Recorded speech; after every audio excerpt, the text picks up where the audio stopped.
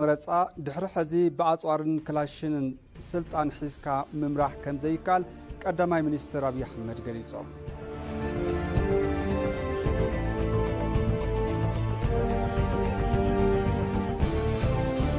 كاب زينوطاي أب قرباوان نوسخ زمص شفتنت بحري داغماي أب جماغم بحري صوماليا نزركا مراقب علامة زغبر مخانو تحبير الله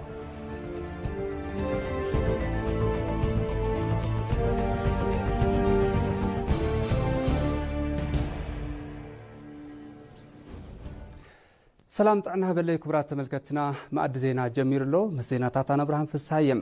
فلما نب حصرت زيناتات أبي تيبيا أبز عمت شوعات نتبيت شوعات ميتاو عبيت كمزقوي زبل تتبيت كمزلو قدماي منستر أبي حمد قليصوم ثم قدماي منستر كاب عبالات بايتو كلت زبي زقربو لهم قطبا وقديات زملكت حتتاتن زلو بسلاتات ماكرو قطبان نمتسقان استوصدو سقمتتات زملكت مبريهبهم عبا مبريوم دما عبا إثيوبيا بسلاتات ماكرو قطبا بزملكت ننويح عمتات زصنحه النات دراربه زمصا كم زخونه مغليصوم ازين مصغان دحر لوطي بستغبر ريفورم لوطي نمصا النات سرحه ابزنبر الاوان تفطراون سبسرحن حدغاتات بمرأيون عمل العالم حدشتي بسلاتات ماكرو قطبا اناغاطمو سلا زمصون تصغم زخبده كم زغبرو ابريهم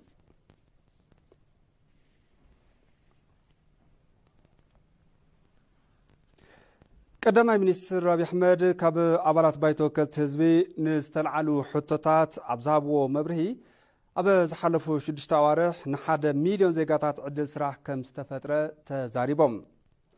نلعلي حدميتن 50 شح زيقاتات دما أبا وطع عدتات موفار سراح عدل كم استمتاچ ولهم قليصهم لعلا حدنتو 5 بليون دولار انفستمنت مسحاب كم استقالون تزاريبهم يوم منغستي لوطي كاب زخور علم عوتات حادق النسات عنت عدا يزولتهم قدماي منستر إثيوبيا قدم 5 عامت كاب زنبرا 32 ميتاويت عنت لقاح وصاي ناب 17 ميتاوي مورار كم استخاله اغنزيبهم منغستي ابز حلف 5 عاماوتي منم عينت كوميرشال لقاح كم زي وسدون غليصوم بتطاراري إثيوبيا كاب 2011 كساب كلتاشون 15 عام تمرت 9.9 بليون دولار رقاح مخفال كم زقالت يوم عبريهم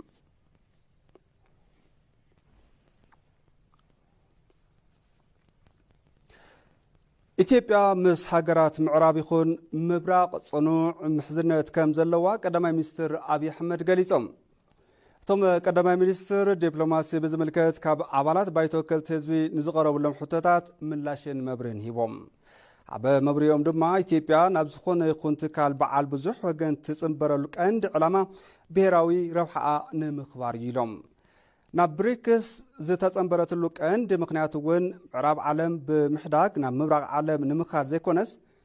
مسكلتيو بمتحبار ربحانا نمحلاو يلوم إثيوبيا مس هاجرات معراب يكون مبراق صنوع محزنة اللواء زيدما تتناخيرو كقصل يكبلون قليصوم تم قدماي منستر عبي قدف الداسة إثيوبيا ملكيتهم أبزحبوا مبرد دمام إثيوبيا قدف الداسة بزملكت نملزاب دلو تكم زخونت يوم قليصوم قبصاوي انزلوهم حتو نمسمعن بستقال ملكعو نمفتحن دلواتينا نساتمون حتونا نمتنقاد دلوات كخونو علوهم كبلو قليصوم قداي مبلع ماي حزي حتو أي مسلنن إثيوبيا بمزرراب بملزابن بمتحبارن كتعبي كمتدلز حبرتهم قدماي منستر يكون بر نعيت رح زبل أكايدا بزوح زسقم كم زي كون يوم أفليتهم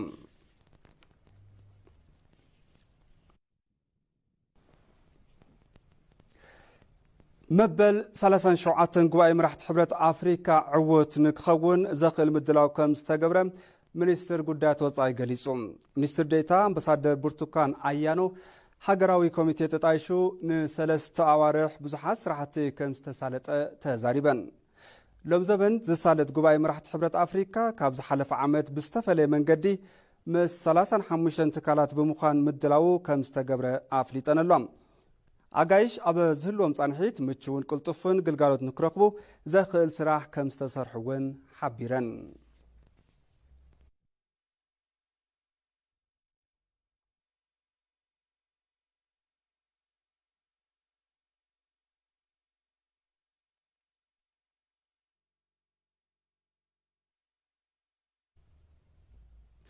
كبرات ملكتي حزدما نب زرزر زيناتات حليفنا لنا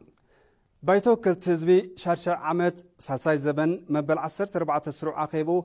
قداماي منستر رابي حمد اب استرخبلو اساليتم توم قداماي منستر نتግራይ ملكيتوم ابزحابو ملاش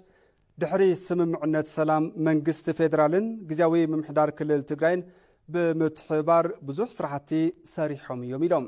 ጌታቸው ዓለሙ ተወሳኺ ኣለዎ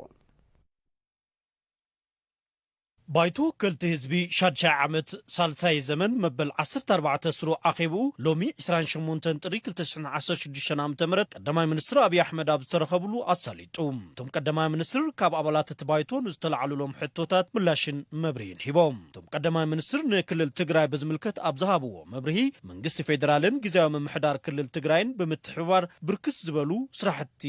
ሰሪሖም እዮም ኢሎም በፕሪቶሪያ ድርድር ከተደረገ በኋላ የፌደራል መንግስት بيفا لهزب قلصوال لتكبروا مكر بيت دم أبا بريتوريا دردر حمقوارو منغست فيدرال بعلن هزب قليسيو نكور بيت مخروون عاوز نوار سبعات مسيوم ملو حبريتا هيبومكم يوم أما يتأمكم يوم حبرت أفريكا الدراداري سلزنبرة نملع علم سممعت الدردر كمزولو نملع علم تقعويو أب أونلاين ألو منم استحاب أنا قريلن بسلام هيبكا بمقبال ساقمنا نفتاح ينازبلنا دحرت الدردر انتاي ترخيبو نزب القداي بترقاقام حطو سلاز اللعال منغست فيدرالن غزاوي ممحدار كلل تقراين بمتحبار عبيت عواتاتا مزقيبهم يوم عقليلنا انريقوم عبيت سرحات تساريحهم يوم اتعوت نسو ناي منغست فيدرال تراي كونن اتستطايش غزاوي منغستون لعلص عرقيرو زمزقبنا يوم صبقاتو سيتاتلو قداماي منستر ابي احمد اب تግራይ ድሕሪ ስምምዕ ፕሪቶሪያ ምዕርፎ ነፈርቲ ብምጽጋን ትራንስፖርት ነፈርቲ ምጅማር ከም ዝተኻለ ተዛሪቦም በዚ ድማ በአማይት ሚሊዮናት ቁጽር ገንዘብ ወጻይ ብምግባር አገልግሎት ቴሌኮምን መብራህትን ከም ዝተጀመረ አብሪሆም የፌደራል መንግስት ይሁንታና ድጋፍ ሰጥቶ የአየር ትራንስፖርት መንግስት ፌደራል ፍቃድን ድጋፍን ሂቡ ዘጀመርናዮም መጓዓዚ አየር ምጅማሩ ንብዙሕ ሰብ ሩፍታዕዩ انتنعسه هزوز حمام زحامم سبات بعير متيوم حكمنا نكرخبو كوينهم يوم حزب تግራይ لكع كم كالوت كوابتات حصرت كوان تحلوو قلقالوت سلكن مبرهتن كركب كيليو عب تግራይ كاب كلهم بانكتات 600 قرنጫፋት ጎደልኦም ተዓርዮም ብሔራዊ ባንኪ 10 ቢልዮን ብር መስርሒቡ ኣብ ትግራይ ምንቅስቃስ ባንኪ ተጀሚሩ እዩ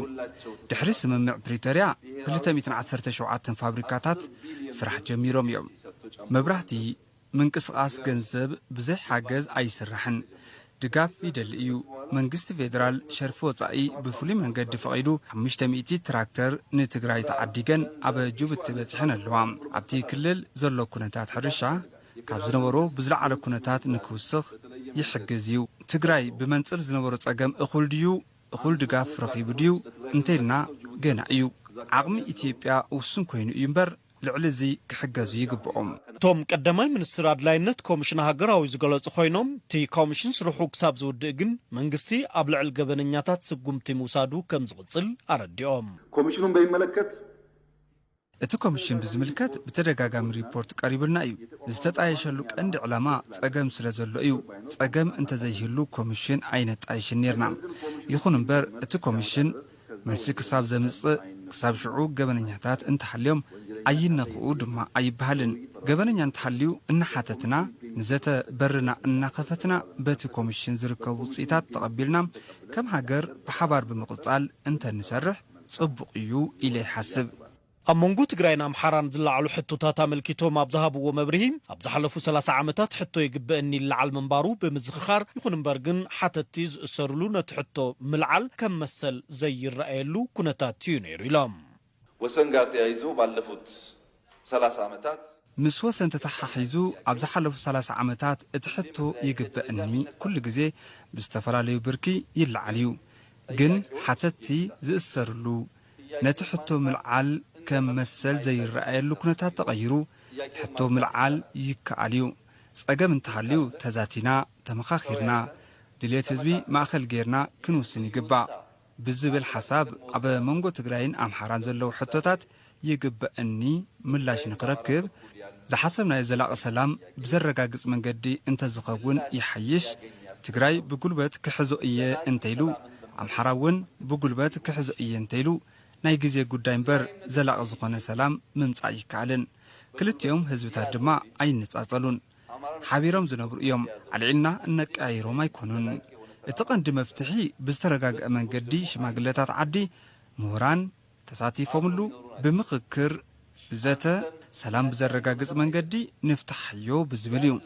እቶም ሕቶታት ይግበአኒ ዘላቕ ብዝኾነ መገዲ ንክፍትሑ መንግስቲ ጅማሮታት ምጅማሩ ዝገለጹቶም ቀዳማይ ሚኒስትር በዚ ድማ መድረኻት ዘታ ሳሊጥካ ህዝበ ውሳነ ክሳለጡ ኢሎም እዚ ቅድሚ ምዃኑ ግን ተመዛበልቲ ነናም መረበቶም ንክምለሱ ንቕድሚት ድማ ሰፋሕቲ ዘተታት ድሕሪ ምስላጥ ህዝበ ውሳነ ከም ዝሳለጥን ኣረዲኦም ኣብ ኢትዮጵያ ብዘይካ ሰላም ዴሞክራሲያዊ መረፃ ድሕሪ ሕዚ ብኣፅዋርን ክላሽን ስልጣን ሒዝካ ምምራሕ ከም ዘይከኣል ቀዳማይ ሚኒስትር ኣብይ ኣሕመድ ኣገንዚቦም ድሌት መንግስቲ ፌደራልን ክልላትን ሰላም ንምይይጥን ምዃኑ ዝሓበሩቶም ቀዳማይ ሚኒስትር ኣኽረርቲ ጉጅለታት ሰላማዊ ቃልሲ ፖለቲካ ንክሓርዩ ካብ ኣባላት ባይቶ ወከልቲ ህዝቢ ዝቐረብሎም ሕቶ ኣብ ዝሃብዎም መብርሂ ፀዊዖም ኣለዉ ኣባድ ደመቀ ተወሳኺ ኣለዎ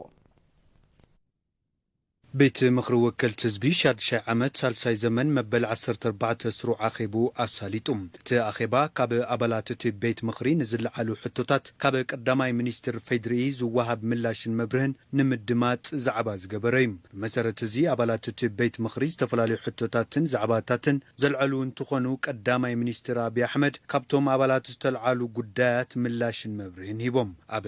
ሓደ ከባብታት ክልል ኦሮምያ ሰላምን ድሕንነትን ዜጋታት ኣብ ሓደጋ ንኽወድቕ ምኽንያት ኣብ ልዕሊ ዝኸውን ዘሎ ጉጅለ ሸኔ ዝውሰድ ዘሎ ስጉምትን እቲ ጸገም ንምፍታሕ መንግስቲ እንታይ ይሰርሕ ከም ዘሎ ካብቶም ኣባላት እቲ ቤት ምኽሪ ሕቶ ዝቐረበ እንትኸውን ቀዳማይ ሚኒስትር ኣብይ ኣሕመድ መብርሂ ሂቦምሉ እዮም በኦሮሚያ ክልል አንዳንድ አካባቢዎች ላይ በመንቀሳቀስ በዜጎች ሰላምና ኣብ ሓደ ከባብታት ክልል ኦሮምያ ጽንፈኛ ሸኔ ዘብጽሖ ዘሎ ጉዳት ንምቕናስን እቲ ጸገም ንምፍታሕን መንግስቲ ኣብ ቀጻሊ እንታይ ዝሓዞ አንፈተሎ በቀጣይስ ችግሩን ለመቅረፍ መንግስት ምን አቅጣጫ አስቀምጧል አሁን ሸኔ ተሰማርቶ ያለው ግለሰቦች ማገድ መኪና ማቃጠል ልማት እንዳይሰራ ማድረግ ነው ሸኔ ሰባት ምጭዋይ መኪና ምቅጻል ልምዓት ንኸይስራሕ ኣብ ምክልኻልዩ ተዋፊሩ ዘሎ እዚ ብዝኾነ መዐቀኒ ንዝኾነ ዕላማ መፈጸሚ ተገይሩ ዝውሰድ ስልት ኣይኮነን ጥፍኣት እዩ ኣገባብ እውን ኣይኮነን ልቦና ገዚኦም ናብ ሰላም ክመጹ ይግባእ ህዝብኻ እናሳቐኻ ይቃለሰልካ ኣለኹ ምባል ረብሓ ይብሉን ንህዝቢ ኦሮሞ ዘድሊ ብሰላምን ምይይጥን መማረጽ ሓሳብ ብምቕራብ ዝሕሸ ስልጣን ዝቆጣጠረሉ ዲሞክራሲ ምዕባዩ እታገልላለሁ ማለት ጥቅም የለውም ለኦሮሞ ህዝብ የሚያስፈልገው በሰላም በንግግር በውይይት አማራጭ ሐሳብ በማቅረብ የተሻለ ሐሳብ ያለው ሰው በምርጫ አሸንፎ ስልጣን የሚይዝበትን ዲሞክራሲያዊ ልምምድ ማሳደግ ብቻ ብተመሳሳሊ መንገዲ ኣብ ክልል ኣምሓራ ዘጋጠመ ጸገም ጸጥታ ንምፍታሕን መነባብሮ እቲ ህዝቢ ንምምሓሽን መንግስቲ ብዛዕባ ዝሰርሖም ዘሎ ስራሕትታት ካብ ኣባላት እቲ ቤት ምኽሪ ሕቶ ዝቐረበ እንትኸውን እቶም ቀዳማይ ሚኒስትር መብርሂ ሂቦምሉ እዮም በአማራ ክልል የተከሰተውን የጸጥታ መደፍረስ ተከትሎ ኣብ ክልል ኣምሓራ ዘጋጠመ ጸገም ጸጥታ ስዒቡ ኣብቲ ክልል ህጹጽ ኣዋጅ ተኣዊጁ እዩ ነስዒቡ ዝተወሰደ ስጉምቲ ኣብ ምንታይ ብርኪ ይርከብ ኣብቲ ክልል ንዘጋጠመ ጸገም መፍትሒ ንምንዳይ ብመዳይ መንግስቲ እንታይ ይስራሕ ኣሎ በልማት ዙሪያ በቱሪዝም በመንገድ በግብርና አንዳንድ ግድቦች ኣብ ቱሪዝም መንገዲ ግድባት ሕርሻ ኢንዱስትሪን ካልኦትን ዝሰርሕናዮም ስራሕቲ ኣለዉ ተወሰኽቲ ንምስራሕ ድማ ጻዕሪ ኣብ ምግባር ንርከብ እዚ እቲ ህዝቢ ጠመተ ሂቡ ዘልዕሎ ዝነበረ ሕቶ ስለ ዝኾነ እዚ ብዘለና ዓቕሚ እናመለስና ዝተረጋግዐት ሃገር ንምርኣይ ስለ ንብህግ እዩ ካብዚ ወፃኢ ብሰላም ንምዝርራብ ንዝደሊ ሓይሊ ጻዊት ኣቕሪብና ኢና ብዙሓት መጺኦም ስልጠና ወሲዶም ናብ ህዝቦም ተጸንቢሮም እዮም ካልእ ላዕሎት ሓለፍቲ መንግስቲ ኣብ ክልል ኣምሓራ ከይዶም ናይቲ ህዝቢ ጸገም የድምፁ ኢልና ብምውሳን ህዝቢ እቲ ክልል ኣዘራሪቦም እዮም ውጽኢቱ ብብርክ ፓርቲ ምይጥ ነካይደሉ ኢና ሁሉም አመራር ተሰማርቶ ውይይት ተደርጓል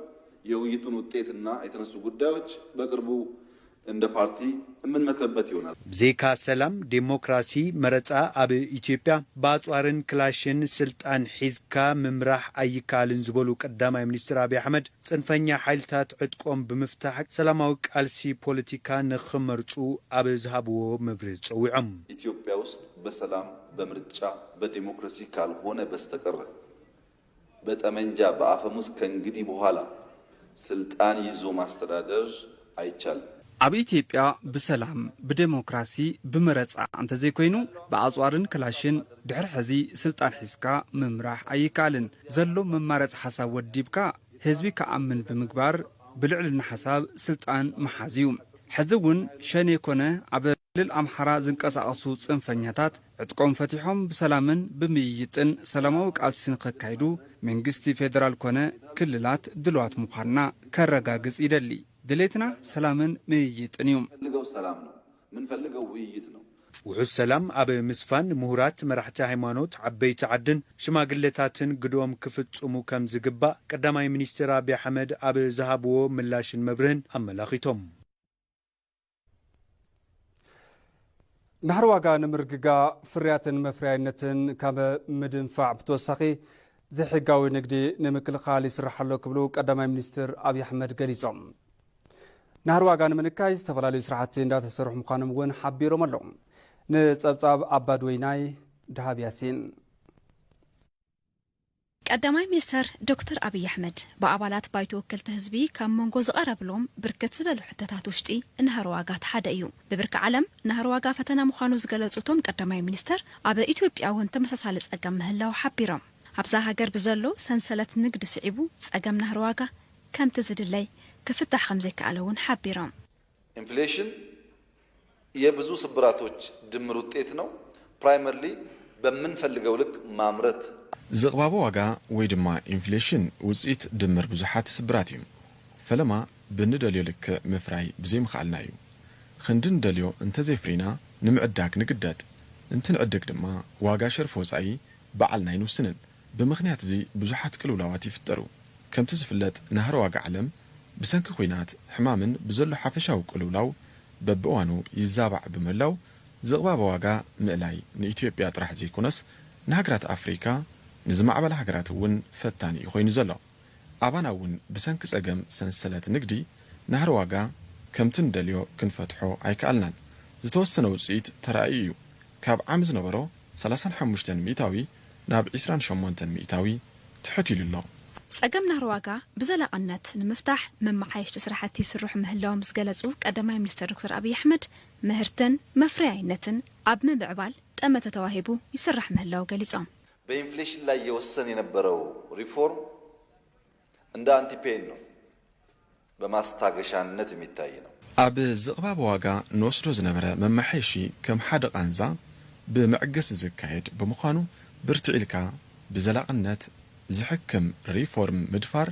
ዘድልየሉ ግዜ በፂሕና ኢና። ነዚ ንምግባር ምህርቲ ምስሳን ኢና ተኸቲልና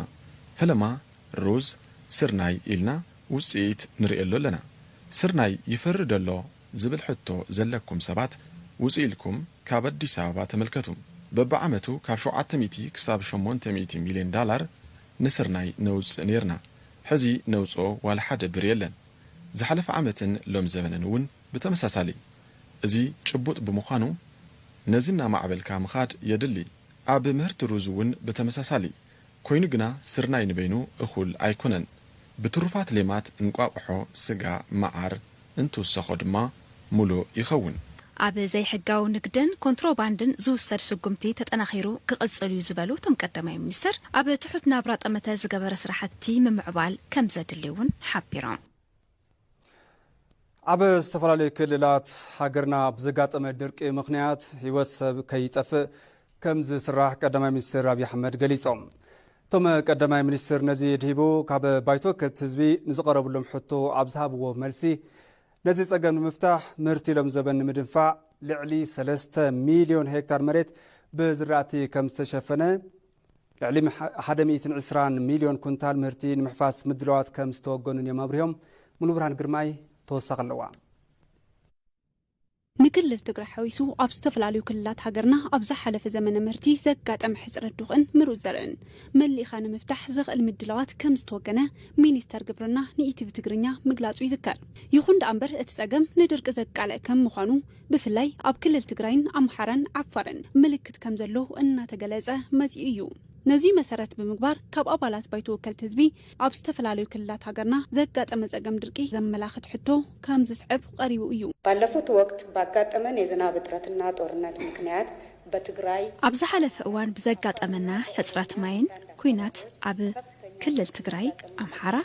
ዓፋር ኣብ ዝተወሰኑ ከባብታት ክልል ኦሮሚያ ዝለዓለ ድርቂ ምብፅሑ ስዒቡ ኣብ ዜጋታት ሕፅረት ምግቢ ኣጋጢሙ እዩ። መንግስቲ ነቲ ኣብ ምፍታሕን ትካል ሰናይ ፍቓድ ኣብ ምትሕብባርን እናገበረ ዘሎ ፃዕሪ ዝተሓተ ከም ዝኾነ ይግለጽ እዩ። ክቡር ቀዳማይ ሚኒስተር ዜጋታት ህይወቶም ንኸይስእኑ ብወገን መንግስቲ እንታይ እንደተሰርሐ እዩ ዘሎ? መንግስት በኩል እየተሰራ ያሉ ስራዎች ላይ ተጨማሪ ማብራሪያ ቢሰጥ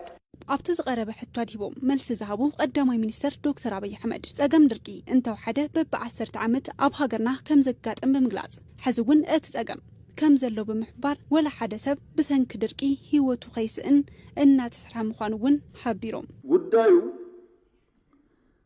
ድርቅ መኖርና በረሃብ ምክንያት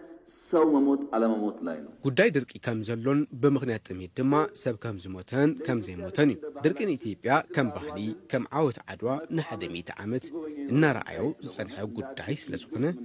ከም ሓዱሽ ነውሬሉ ነገር ኣይኮነን ነይሩ እዩ። ንዝሓለፈ 100 ዓመታት ድርቂ ከም ዝፍጠር ዋላ እኳ እንተፈለጥና ብእኹል ብርኪ ኣፍሪና ሰባት ብምክንያት ጥሜት ከይሞቱ ንምግባር ከይከኣልና ጸኒሕና ኢና። ነዚ እዩ ምህርቲ ክነፍርለና ዝብል መትከል ሒዝና ብዝተፈላለየ መንገዲ ናብ ምህርቲ ዝኣተና። ክሳብ ሕዝብ ዘለና ሓበሬታ ብሰንኪ ረሓብ ዝሞተ ሰብ የለን ዝበሉ እቶም ቀዳማይ ሚኒስተር ይኹን ደኣ እምበር ሕማም ዓሶ ሓዊሱ ካልኦት ተላበድቲ ሕማማት ምህላዎም ነቲ ጸገም ክጋፋሕ ከም ዝገበሮ ገሊጾም እስካሁን ባለኝ መረጃ በረሃብ ምክንያት የሚሞት ሰው የለም። ክሳብ ሕዚ ብዘለኒ መረዳእታ ብምክንያት ጥሜት ዝሞተ ሰብ የለን። ዘሎ ጸገም እንታይ እዩ? ብምክንያት ጥሜት ሓቢሩ ዝመጽእ ሕማም ኣሎ። ኣብ ትግራይ ጥራይ እንተይኮነ ደቡብ ምዕራብ ኢትዮጵያ እንተወሲድና ሓዱሽ ዓሶ ኣሎ እዩ። እቲ ሓዱሽ ባህሪ ዘለዎ ዓሶ ብዙሕ ሰብ ይቐትል እዩ። ቅድሚ ሕዚ ዝወሃቡ መድሓኒታት እውን ለውጢ ከምፁ ይከኣሉን። ዓሶ ምስ ውፅኣት እንትሕወስ ልዕሊ እዚ ድማ ሕፅረት ምግቢ እንትፍጠር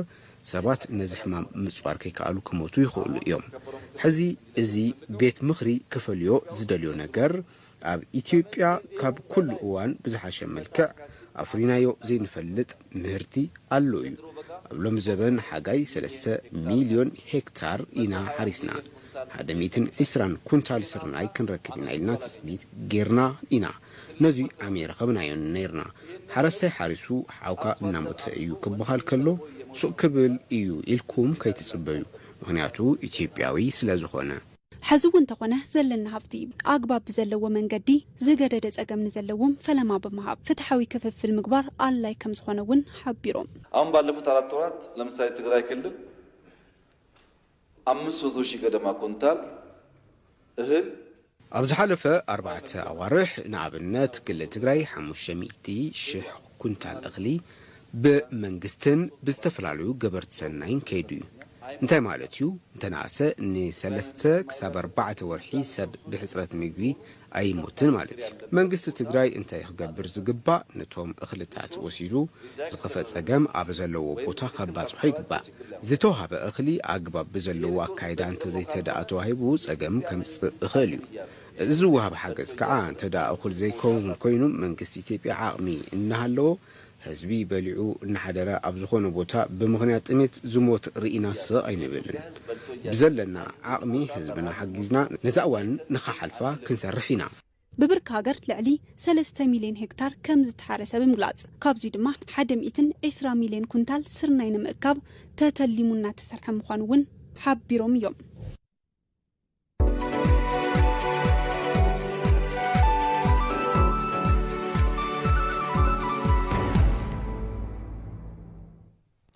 حزر ما نبى زين عداك خسجر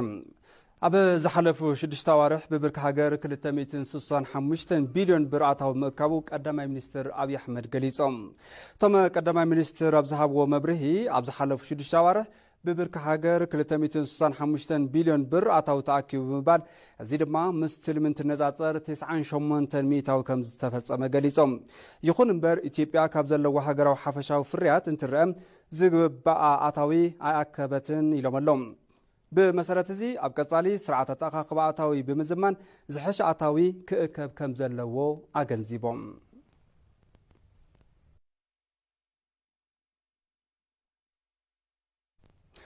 ክቡራት ተመልከትና ማዕዲ ዜና ቅድሚ ምዝዛመይ ቀንዲ ዜናታት ዝዕለትና ክንከብር።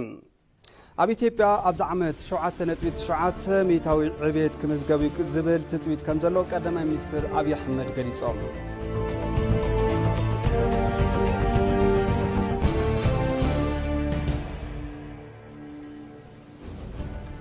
ኣብ ኢትዮጵያ ብዘይካ ሰላም ዴሞክራሲያዊ ምረፃ ድሕሪ ሕዚ ብኣፅዋርን ክላሽን ስልጣን ሒዝካ ምምራሕ ከም ዘይከኣል ቀዳማይ ሚኒስትር ኣብይ ኣሕመድ ኣገንዚቦም።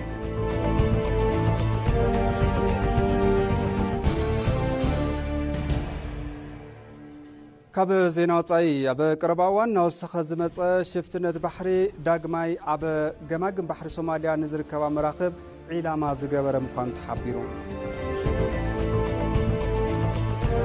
ባርከስ ተመልከቲ ነሰዓት ዝሓዝናዮም ዜናታት ኣብዚ ዛዚምና ስለምክታልኩም ኣዝና ንመስግን። ብኣይ ወገን ዝነብሩ ዜናታት ነዚኦም ይመስሉ።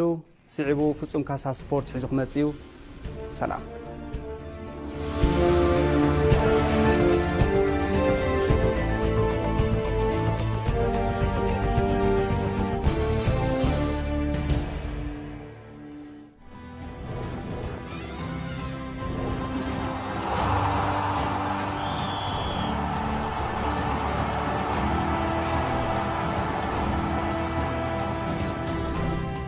Africa Cup of Nations here in Cote d'Ivoire, the start of Gassama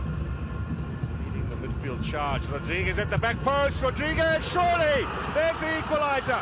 Flag stays down. Out wide.